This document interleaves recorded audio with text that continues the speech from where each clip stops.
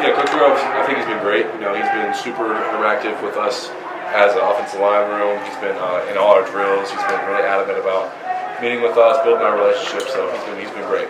And then who are a couple of the older guys that have kind of helped you make this transition to college?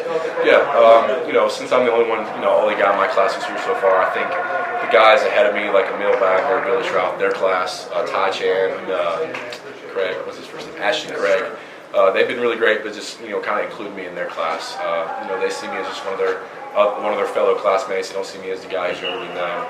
Some older guys, I would say, like Andrew Kostovic, especially being offensive lineman and being his position, he's been really helpful with my my progression as a player and as technique.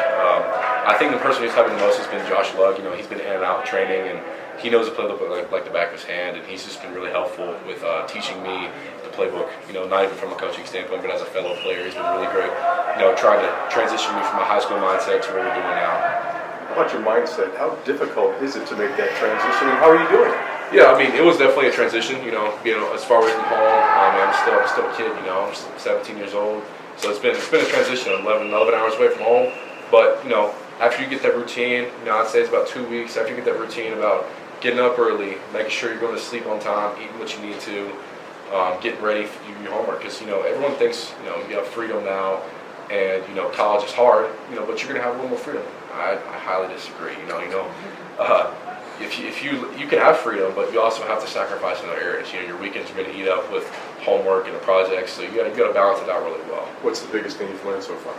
That's a hard question. I would say I'd say academically the biggest thing I learned is to take advantages of your professors.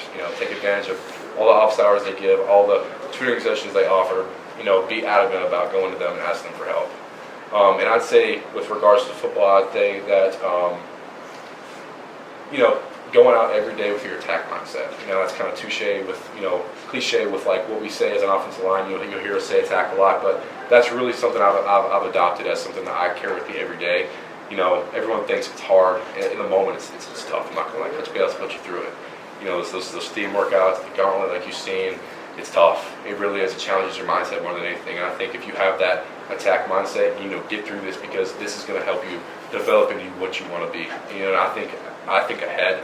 I think I want to be one of the guys that they see walking out on the field, first drive of the game, like, yeah, I want to be him growing up. Because that's who I was when I was a little kid. So to get there, I always drive myself.